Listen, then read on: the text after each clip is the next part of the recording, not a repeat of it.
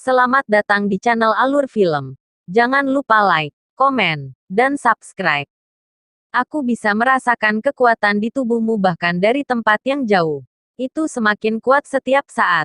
Dari awan berkabut dan kabut, terdengar suara feminin dan ringan, tidak bisa membedakan antara pria dan wanita.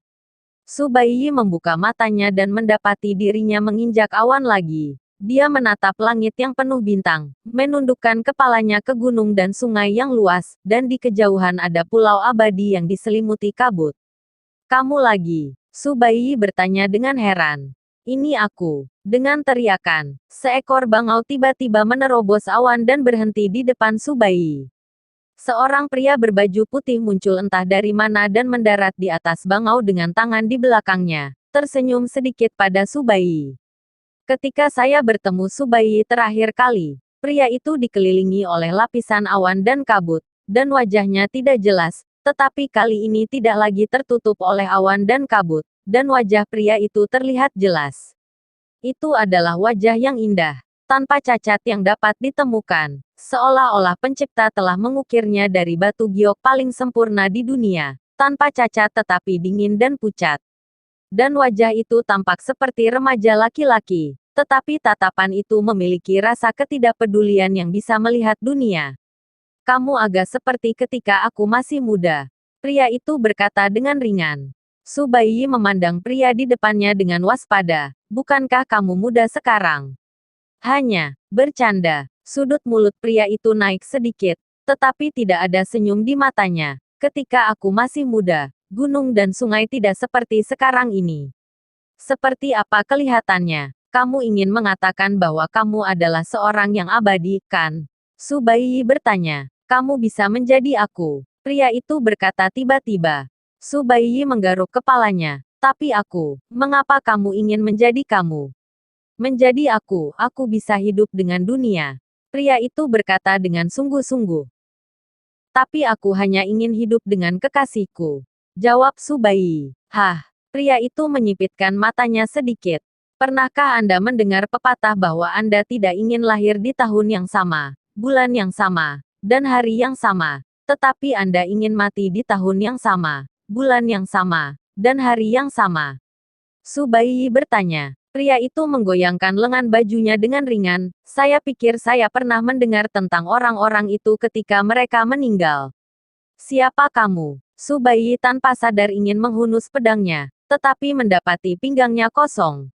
Aku adalah dewa. Pria itu mengulurkan tangan dan membelai wajah Su Baiyi, dan Su Baiyi buru-buru mundur selangkah.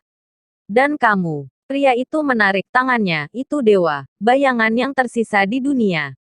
Gila, Su Baiyi menggelengkan kepalanya. Aku pasti terlalu lelah. Jadi setiap kali aku bermimpi, kamu, orang gila.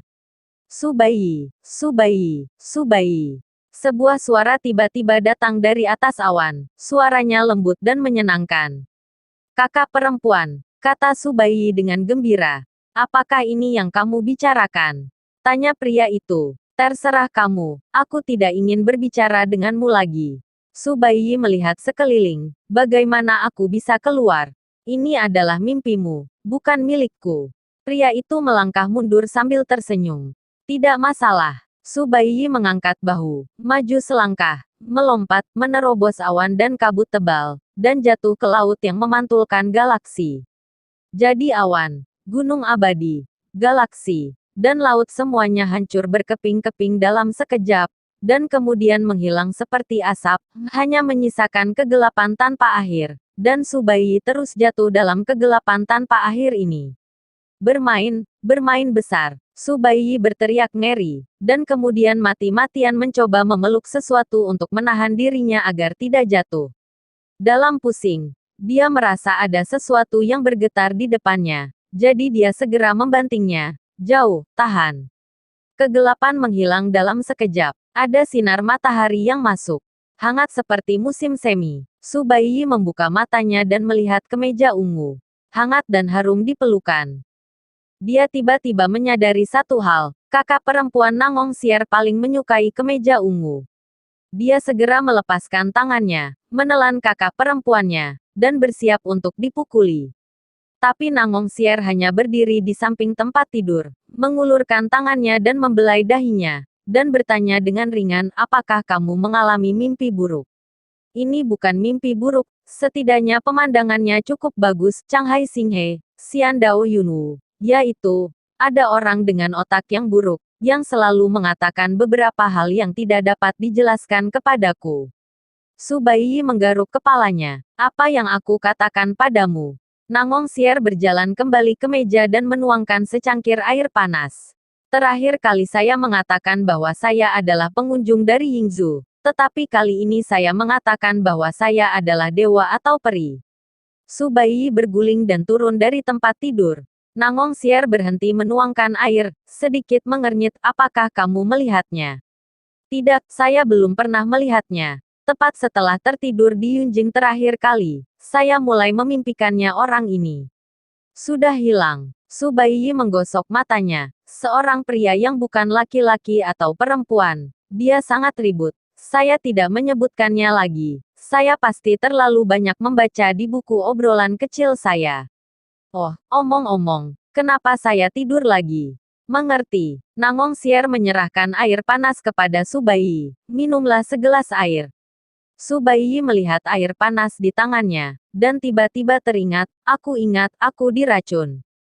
Castlevania benar-benar bukan hal yang baik, jadi dia meracuni saya setelah saya makan pertama saya.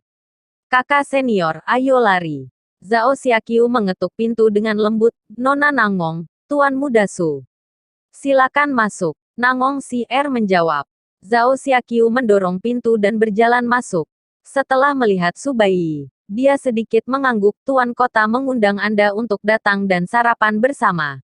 Su Baiyi berjalan di belakang Zhao Xiaqiu dan terus menusuk tulang punggungnya dengan jari. Saya menusuk tulang punggung Anda. Anda mengatakan bahwa Anda dengan tulus mengundang kami untuk menjadi tamu, dan Anda meracuni kami ketika Anda pertama kali datang.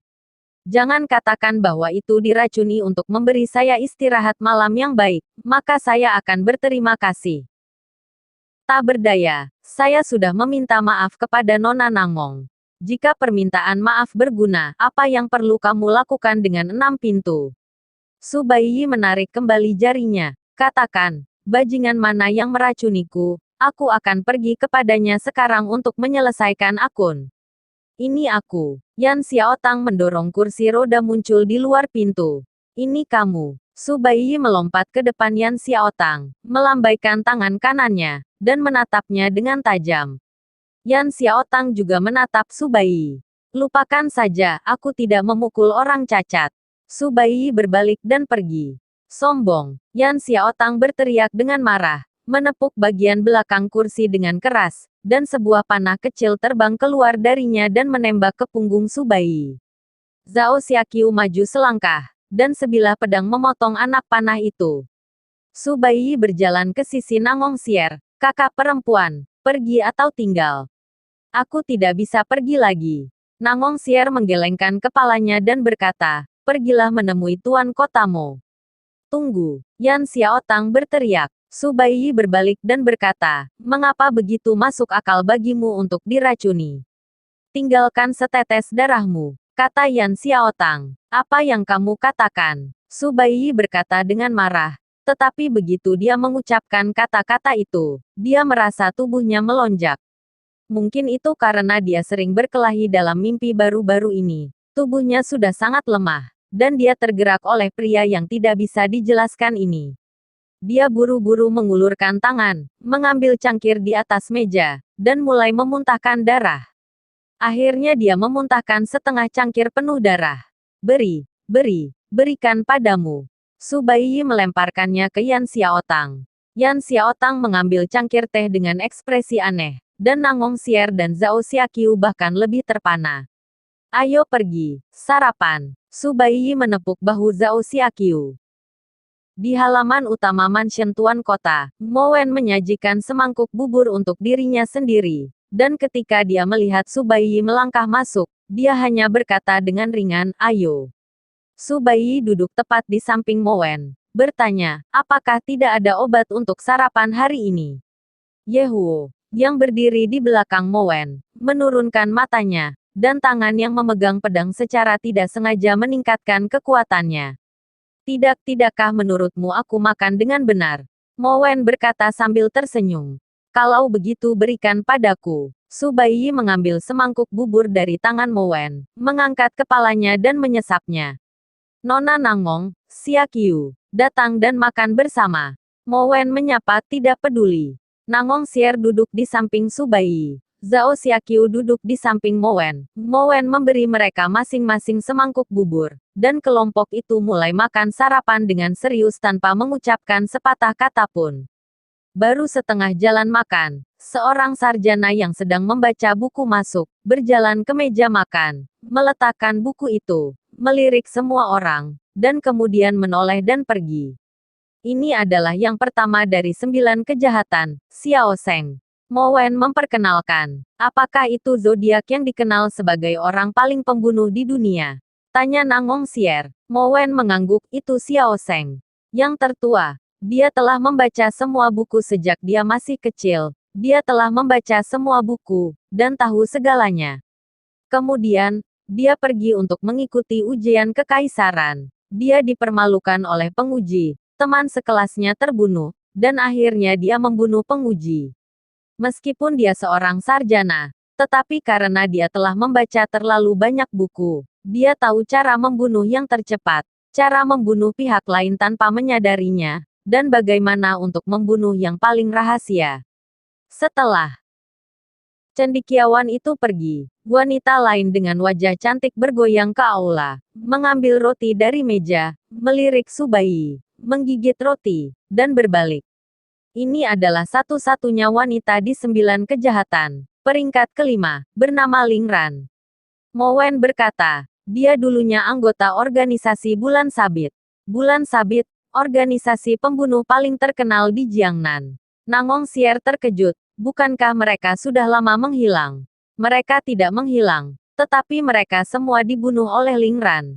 Mo Wen menggigit rotinya. Ling Ran adalah seorang yatim piatu yang diadopsi oleh seorang pembunuh organisasi Bulan Sabit dan dilatih untuk menjadi seorang pembunuh yang hebat. Kemudian, pemimpin organisasi Bulan-Bulan meninggal, dan ayah angkat Suzuran meninggal di sebuah pertikaian, dan kemudian Suzuran membunuh semua orang di organisasi. Su Baiyi menelan roti di mulutnya dan berseru, melihat gadis kecil seperti itu. Jaringan Bulan Sabit seperti ini, hanya jika itu bisa membunuh cukup banyak orang, itu bisa bertahan di dalamnya, kata Mo Wen pelan. Begitu dia selesai berbicara, seorang pria muda dengan wajah tampan tetapi sedikit licik di matanya masuk.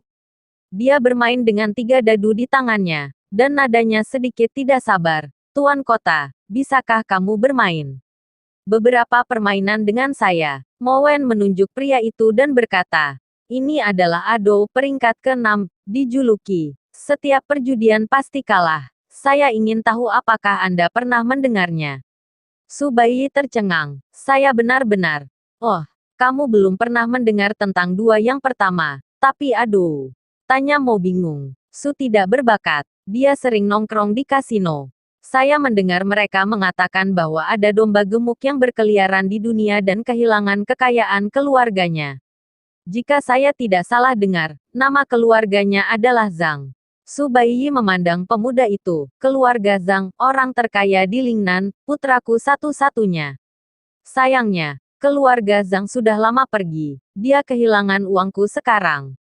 Mo Wen menghela nafas pelan. Bos, saya dulu bertaruh dengan 100 tael emas, tetapi sekarang saya bertaruh hanya dengan 2 koin. Zhang Ado memandang Su Baiyi. Kamu bilang kamu ada di kasino, jadi ayo bertaruh. Berjudi. Kamu akan kalah, tetapi mengapa kamu terus berjudi? Su Baiyi bertanya. Saya sedang menyimpan keberuntungan saya. Saya hanya berharap bahwa saya terus kalah setiap saat. Kemudian suatu hari, ketika keberuntungan saya mencapai langit, maka ketika saya harus menang, saya pasti akan menang. Zhang Ado tertawa, dia melempar 3 dadu. Aku bertaruh besar, kata Su Baiyi. Zhang Ado berbalik dan pergi, dan 3 dadu jatuh di atas meja, 4, 5, dan 5. Benar saja, kamu akan kalah setiap kali kamu bertaruh, kata Su Baiyi dengan emosi. Zhang Adou berjalan keluar dari pintu dengan membelakangi mereka, dan melambai pada mereka. Yang lain, ke-8 dan ke-9 ingin menjaga gerbang. Aku melihatmu tadi malam terburu-buru. Yang ke-7 adalah orang yang meracuniku. Guye ke-4 bertarung denganmu. Yang ketiga adalah Xiaqiu. Ayo, Xiaqiu, makan bola udang. Anak kedua ini pengawalku, Yehuo. Mowen menunjuk Yehuo yang ada di belakangnya dengan mata tertutup.